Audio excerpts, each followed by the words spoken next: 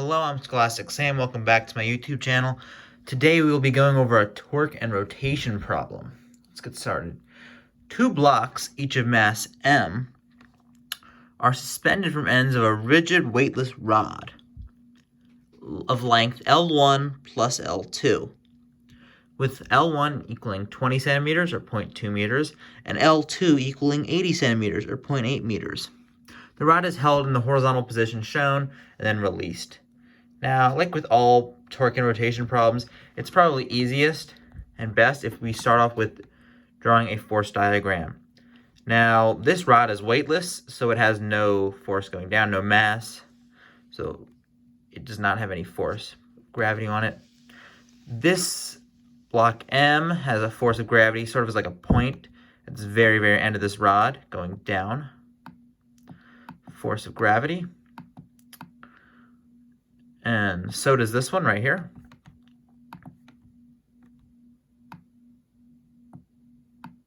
Force of gravity. And we're going to say that our pivot point, our axis of rotation, is right here at the fulcrum. And this fulcrum exerts a normal force up on the rod, but it's not going to cause any rotation because at the pivot point. So we're not going to really include that. So now our job is to express the rotational inertia of a system in terms of m, L1, and L2. Now we see here our equation for rotational inertia. Rotational inertia is the summation of mr squared. So it means that in a system, we add up the mass of each object times its distance from the pivot point. In this case, for this block, its distance from the pivot point will be L1. So its distance from the pivot point squared, mr squared. Now, this makes intuitive sense, because if you increase the mass of something, it'll be harder to rotate. And rotational inertia is how hard it is to start or stop something from rotating. It's much easier to rotate something smaller like a pencil than it is to rotate something larger like a refrigerator. And for r squared, it's a little harder to understand, but if something is farther away from the pivot point, for one rotation, it's going to travel much further. So it's going to be much harder and require much more torque to get it to move like one rotation, because it'll move much farther. Let me illustrate this with like an example. Say we have a circle, and this is the center of our circle.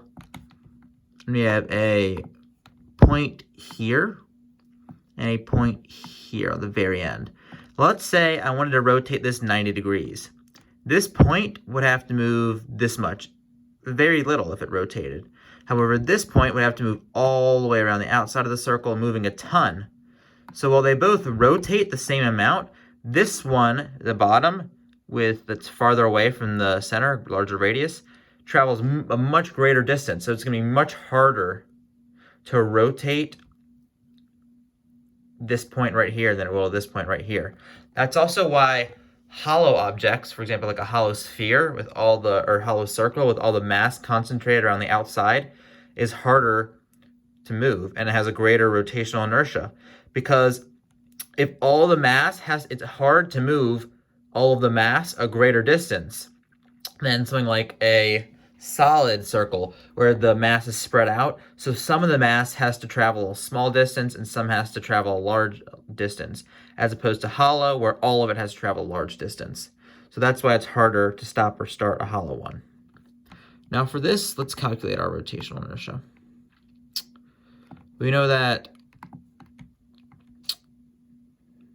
since I equals the summation of mr squared, and we have two objects, we will do our first object. Its mass is m. Its distance from the pivot point is L1, so m L1. Then we have a plus. Each object makes it harder for something to rotate, so no matter which direction it would cause its rotation in, we always add for rotational inertia. So plus the second object with mass m and length from the pivot point is L2. Oh, sorry, this L1 is squared, it's r squared, and this L2 is also squared. And we can factor out the m to get m L1 squared plus L2 squared. And it doesn't give us M, but it gives us L1 and L2. So equals M, L1 is 0.2 meters squared, so 0.2 squared plus 0.8 squared. I know 0.2, so this is going to equal mass. And I know 0.2 squared is going to be 0.04 plus 0.8 squared is going to be 0.64. So our rotational inertia, move over here for a second, our rotational inertia equals 0.64 plus 0.04 is going to be 0.68 M. There we go. That's going to be helpful for some future parts of the problem. Because our next part is calculate the angular acceleration of the rod in the instant it is released. So when we're trying to find angular acceleration, it's usually going to be best to write a torque equation because we're dealing with rotation, so we're going to have to write a torque equation. So we know that from here the summation of torques equals angular acceleration times rotational inertia, and we have two forces, two objects, so two torques. And the torque of one object is the force it exerts times its radius, or its distance from the pivot point, times sine of theta. Now this theta right here is defined as the angle between the force and the radius. So if I have my pivot point right here, and I draw a little line to my force, this is going to make an angle of 90 degrees. And same with the one over here, make an angle of 90 degrees. So for some of the theta for both these objects with the pivot point is 90 degrees. And we know sine of theta equals 1. Anything times 1 is just itself. So we don't really have to worry about that. So let's write a summation of torque's equation. We have the summation of torque equals the torque for this object, which is force of gravity. On Earth is just going to be mass times gravity. So equals mg times its r, which is L1, mg L1, and times sine of theta, but we already said that's just going to evaluate to 1, so we won't even include that. And this is positive right here because it would be causing this rod to rotate in this direction, counterclockwise. And in rotation, we usually make counterclockwise positive and clockwise negative.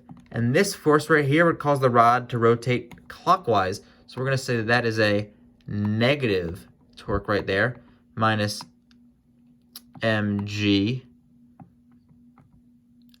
L2 equals our angular acceleration, because we know here angular acceleration times rotational inertia. And we know our rotational inertia is just going to be 0.68 M. We can clean this up a little bit and say mg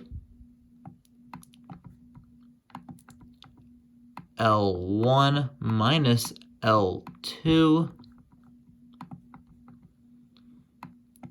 equals our angular acceleration alpha times 0.68 m. Now, we have m's on both sides. We can divide both sides by m and cancel that out. And to isolate our angular acceleration, because that's ultimately what we're solving for, we divide both sides by 0.68. So we'd get that our angular acceleration equals gravity, force of gravity times L1 minus L2 all over 0.68. And for force of gravity here, we're just going to use 10. So we'll say this evaluates to 10.2. L1 is 0.2 meters minus L2 is 0.8 meters all over 0.68. Now, when we simplify this a bit, we get 0.2 minus 0.8 is negative 0.6, times 10 is going to be negative 6 over 0.68, and this equals our angular acceleration, which equals, that's going to be negative 8.824, negative 8.824 radians, or value, we will just abbreviate that to rad per second squared. Okay, so now we have negative 8.824 radians per second squared. Let's move on to our final part, which is calculate the linear acceleration of each block. Now, we know that blocks that are farther away, we're gonna have to rotate much, or we're gonna have to move much more for like one rotation. And angular acceleration talks about its rotation and its time, but linear acceleration, which is when the velocity and acceleration are in the same directions, talks about the actual distance traveled, or displacement, and time. So our actual acceleration, or linear acceleration, takes into account our angular acceleration, which is just our acceleration with rotation. It's sort of like our change in our angular velocity, which is alpha, times how far this is away from, how far the force or object is away from the pivot point, which we evaluate to r. So angular acceleration, linear acceleration equals angular acceleration times r. So for our first block, we'll call this 1 and this 2. We have that the linear acceleration for block 1 equals, well, it's negative 8.824, but for this, we know that this has a greater torque, and it's gonna be and it's gonna be rotating that way. So this is actually gonna go up, and we're gonna make up positive. So we're gonna say that this has a positive angular acceleration. So it equals 8.824 times L1, is distance away from pivot point, which is 0.2. And that equals 8.24 times 0.2 equals 1.765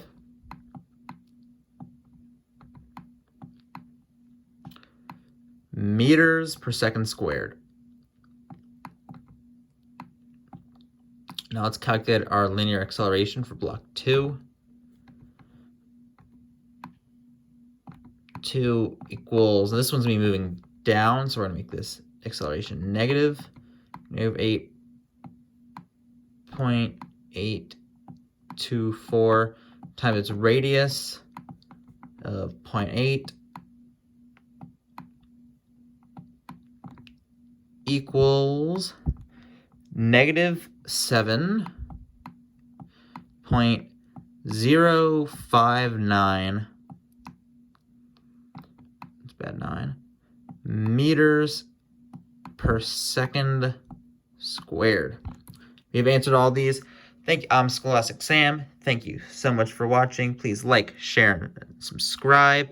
If you have any questions, comments, or concerns, please leave them down in the comments section below. Big shout out to my amazing physics teacher, Ms. Namoto, for teaching me all this information. Thank you guys. Goodbye. And always remember, knowledge is power.